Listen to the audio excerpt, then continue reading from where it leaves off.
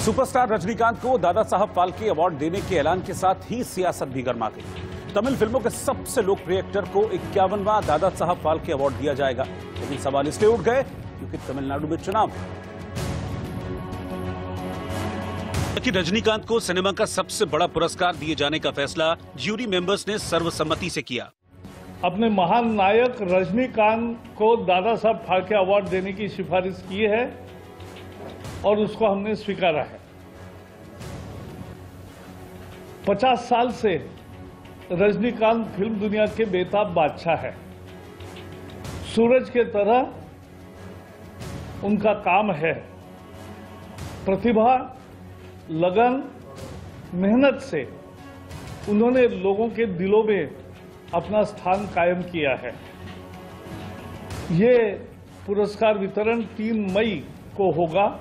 दक्षिण भारत, खासकर तमिलनाडु में रजनीकांत को उनके फैंस भगवान की तरह मानते हैं और रजनीकांत न सिर्फ बॉक्स ऑफिस पर बल्कि लोगों के दिलों पर भी राज करते हैं। थलाइवा के नाम से मशहूर रजनीकांत को जब सिनेमा का सबसे बड़ा पुरस्कार देने का ऐलान हुआ तो खुद पीएम मोदी ने उन्हें बधाई दी। लिखा, कई पीढ़ियों में मशहूर जबरदस्त काम जो कम ही लोग कर पाते हैं, विविध भूमिकाएं और एक प्यारा व्यक्तित्व, ऐसे हैं रजनीकांत जी।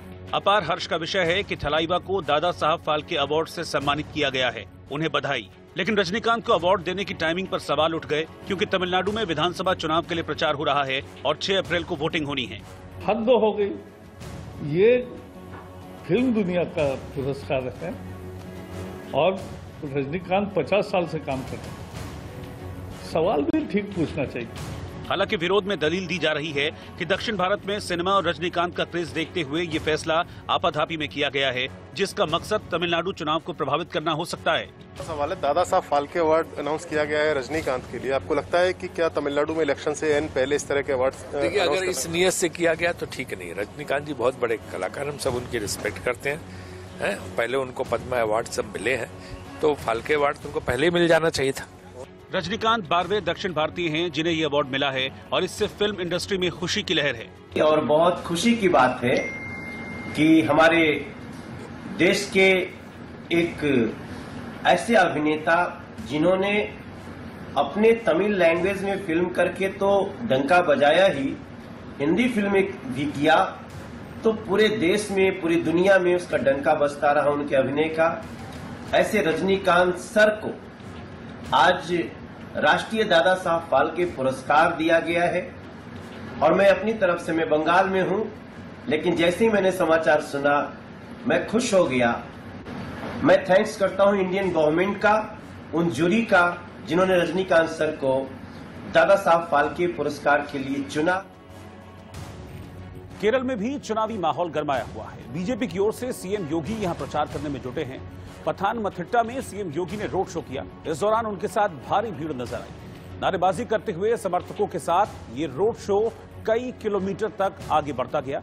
इस दौरान उत्तर प्रदेश के मुख्यमंत्री सीएम योगी आदित्यनाथ एक रथनुमा गाड़ी पर सवार थे और भीड़ उनके साथ बढ़े जा रही थी और लगातार इस दौरान सीएम योगी यहां जुटे लोगों का अभिवादन कर रहे थे। इन सरकारों को केरल के अंदर आप सबने देखा, इन्होंने विकास के नाम पर केरल की जनता के साथ धोखा किया है, विश्वासघात किया है।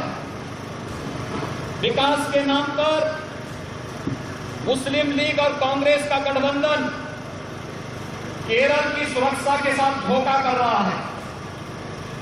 एलडीएफ, पीएफआई और एसडीपीआई के साथ मिलकर के केरल के साथ विश्वासघात कर रहा है। लगातार केरल के अंदर जिस प्रकार की गतिविधियां सिर उठा रही हैं, वह एक खतरनाक कल की ओर हम सबका ध्यान आकर्षित करता है। तमिलनाडु में ए राजा को चुनाव आचार संहिता के उल्लंघन का दोषी पाया गया। तमिलनाडु में डीएमके नेता ए राजा को चुनाव आयोग ने चुनाव आचार संहिता के उल्लंघन का दोषी माना है। इसके बाद ए राजा का नाम स्टार प्रचारक की लिस्ट से हटा दिया गया है। साथ ही 48 घंटे के लिए चुनाव प्रचार पर रोक भी लगा दी गई है। उत्तर प्रदेश में गोरखपुर के गगहा में दुकानदार और कर्मचारी की गोली मारकर हत्या कर दी गई।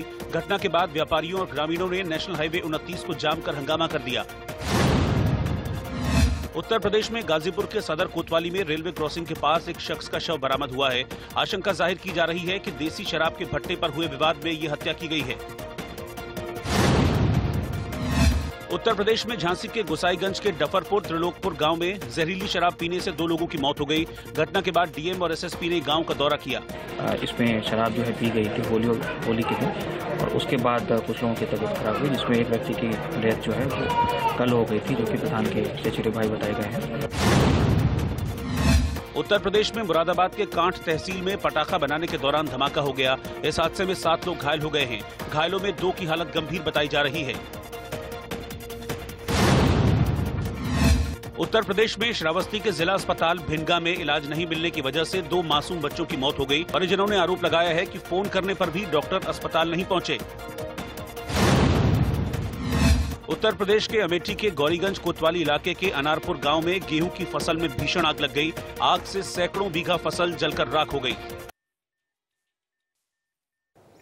ओडिशा में भद्रक के गनीजांग इलाके में स्टेट हाईवे पर एक ट्रक में भीषण आग लग गई। आग एक चलते हुए ट्रक में लगी थी, जिससे हाईवे पर कोहराम मच गया। ट्रक जैसे जैसे चल रहा था वैसे वैसे हाईवे पर आग की लपटें गिर रही थी, जिससे लोग दहशत में आ गए। लोगों को यह समझ नहीं आ रहा था कि इस ट्रक को रोका कैसे जाए। वहीं पूरे रास्ते में आग की लपटें गिरने से पूरे रास्ते पर आग ही आग दिखाई देने लगी। दूसरी ओर ट्रक में सवार ट्रक ड्राइवर धीरे धीरे ट्रक को एक नदी के किनारे ले गया और फिर उसे नदी में उसने पलटा दिया। नदी में लोगों ने फिर आग को बुझाने का काम किया। यहां पर ट्रक ड्राइवर की सूझबूझ की तारीफ करनी होगी कि वो आग लगने के बाद भी घबराया नहीं तो हो सकता है कि ये ट्रक बेकाबू होकर किसी रिहायशी इलाके में चला जाता, नुकसान पहुंचा सकता था। इस ट्रक ड्राइवर ने इस ट्रक को नदी में पलटा दिया।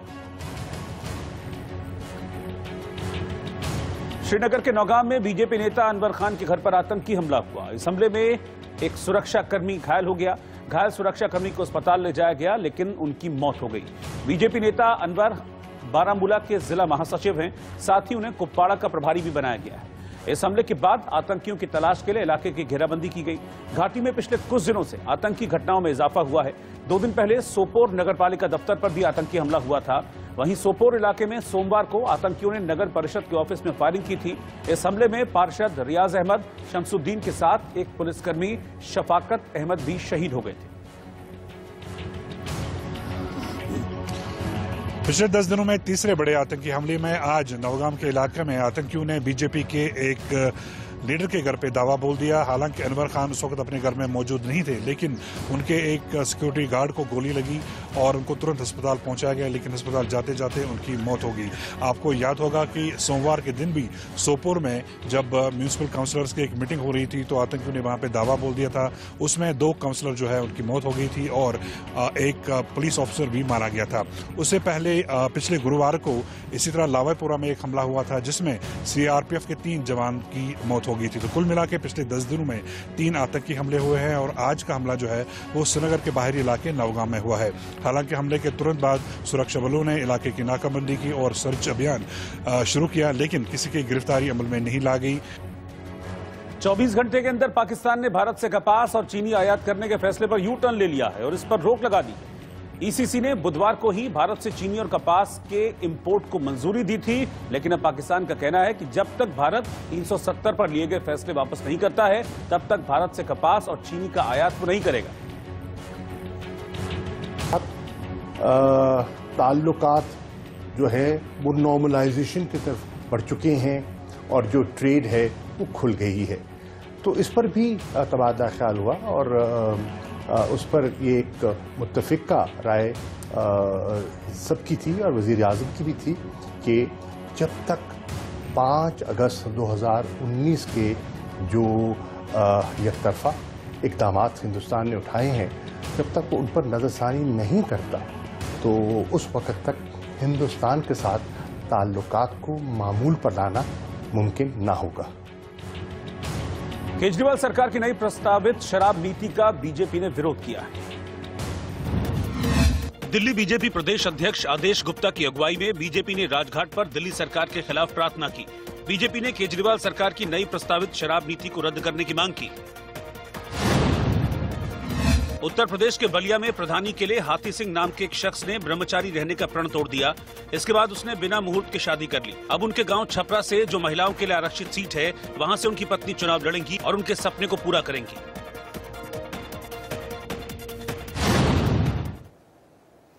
और आंख कान खोल के में आज के लिए फिलहाल इतना ही। बाकी की खबरों के लिए आप लगातार बने रहिए।